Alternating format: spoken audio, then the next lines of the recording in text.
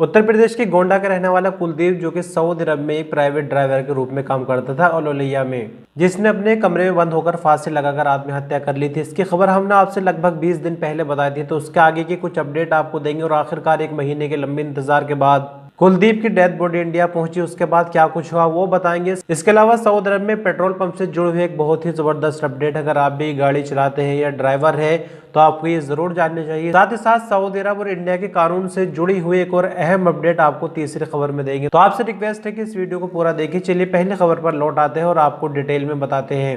तो थोड़ी सी जानकारी आपको रिमाइंड कराना चाहेंगे। उत्तर प्रदेश के गोंडा जिले के नवाबगंज का रहने वाला, जो कि सऊदी अरब में एक प्राइवेट ड्राइवर के रूप में यानी शेख के यहाँ काम करता था, राजधानी रियाज के अल उलैया में। यहाँ होता यह है कि 6 अक्टूबर से परिवार से कुलदीप का कोई संपर्क नहीं हो पा रहा था। कुलदीप का एक रिश्तेदार संदीप भी राजधानी रियाज में ही रहता था। जब परिवार वालों का कुलदीप निषाद से संपर्क नहीं हुआ तो फिर संदीप उसके रूम पर पहुंचता है 14 अक्टूबर को।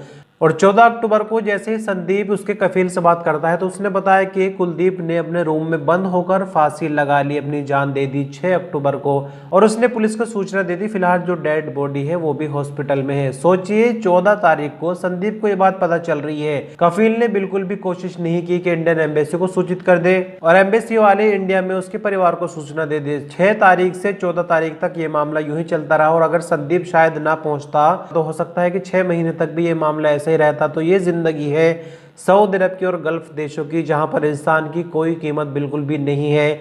तो 14 तारीख के बाद घर वालों को पता चलता है। उसके बाद घर वाले परेशान हो गए, वो लगातार कोशिश करते रहे। आसपास जो भी उनसे हो सका, विधायक से मिले, एमपी से मिले। बहरहाल एक कानूनी लंबी प्रक्रिया के बाद आज यानी शुक्रवार को जो डेथ बॉडी थी कुलदीप की, वो लखनऊ पहुंची। और फिर लखनऊ से एम्बुलेंस के जरिए डेथ बॉडी कुलदीप के गाँव पहुंची। और ताबूत देखने के बाद जो स्थिति घर वालों की बनी वो शायद शब्दों में बयान करना मुश्किल होगी। कुलदीप के माता पिता, भाई बहन का रो कर बुरा हाल है।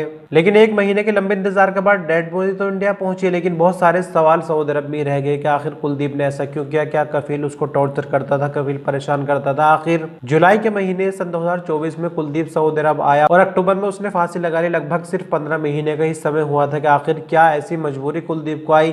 तो बहुत सारे सवाल जो कि सऊदी अरब में ही दफन हो गए। परिवार को सिर्फ मिली तो डेथ बॉडी। तो अब बात करते हैं पेट्रोल पंप और पेट्रोल स्टेशन को लेकर। सऊदी अरब में मिनिस्ट्री ऑफ पेट्रोलियम ने यहाँ पर बहुत ज़रूरी ऐलान ये कर दिया है कि अगर आपको पेट्रोल लेना है अपनी गाड़ी में सऊदी अरब की किसी भी पेट्रोल पंप से, तो गाड़ी को हर हाल में बंद करना होगा। अगर आप गाड़ी को स्टार्ट रखते हैं तो फिर पेट्रोल नहीं दिया जाएगा। ये सख्त चेतावनी सभी पेट्रोल स्टेशन पर दे दी गई। सभी पेट्रोल पंप के जो मालिक हैं उनको बता दिया गया है। और ये सब हो रहा है लोगों की सेफ्टी को ध्यान में रखते हुए, क्योंकि बीते दिनों में कुछ ऐसे हादसे देखने में आए कि पेट्रोल पंप पर गाड़ी में आग लगी और बड़ा खतरा बना। तो आगे इन चीजों को ध्यान में रखते हुए एक नया रूल लागू किया गया सऊदी अरब में कि पेट्रोल पंप पर पेट्रोल भरवाते समय गाड़ी को जो है वो बंद हर हाल में करना होगा, वरना तो पेट्रोल नहीं दिया जाएगा। इसी के साथ आपको ये भी बताना चाहेंगे कि पेट्रोल पंप पर जब हम जाते हैं उसका रास्ता अलग है और बाहर निकलने का रास्ता अलग होता है, तो इसका भी खास ख्याल रखना है। तो फिलहाल रास्ते को लेकर तो कोई नया नियम नहीं है, लेकिन लोगों का ये कहना है कि अगर इस तरह से भी यहाँ पर साहिर कैमराज लगा दिए जाए जिनसे चालान कटता है तो लोग सुधर सकते हैं, वरना तो वार्निंग से लोग मानने वाले नहीं है। तो तीसरी खबर कानून से जुड़ी हुई, जैसे कि हमने आपको बताया था, उत्तर प्रदेश के बाराबंकी से यहाँ पर एक अपडेट है मेरे पास, जो कि थोड़ा सा आप भी उससे रिलेट कर सकते हैं। तो ये खबर उत्तर प्रदेश के बाराबंकी से है। अली हसन नाम का एक लड़का जो कि सऊदी अरब में कहीं पर कुछ काम करता रहा होगा और ये शादी के लिए इंडिया गया था। 29 अप्रैल को शादी हुई, लेकिन शादी कुछ ही टाइम तक ठीक ठाक चली। बाद में पारिवारिक कलेश पैदा होने लगे और लड़की अपने मायके चली गई। लड़की वालों की तरफ से आरोप लगाया गया कि जहेज के लिए प्रताड़ित किया गया। लेकिन इन सब बातों को अगर एक तरफ भी रख दे तो यहाँ पर मेन मुद्दा यह है कि 3 तलाक देने के बाद अली हसन सऊदी अरब जो है इंडिया से वापस भाग आया है। या फिर एक दूसरे अखबार की अगर हम माने तो सऊदी अरब से ही उसने 3 तलाक दी है। तो चलिए हम दोनों ही बातों को अगर सही माने, चाहे वो इंडिया से 3 तलाक देकर सऊदी अरब पहुंचा या सऊदी अरब से ही दी है, तो इसके लिए जो कानून है वो बदल गया है। 3 तलाक अगर लगातार कोई देता है तो उसको 3 साल की जो है वो जेल हो सकती है।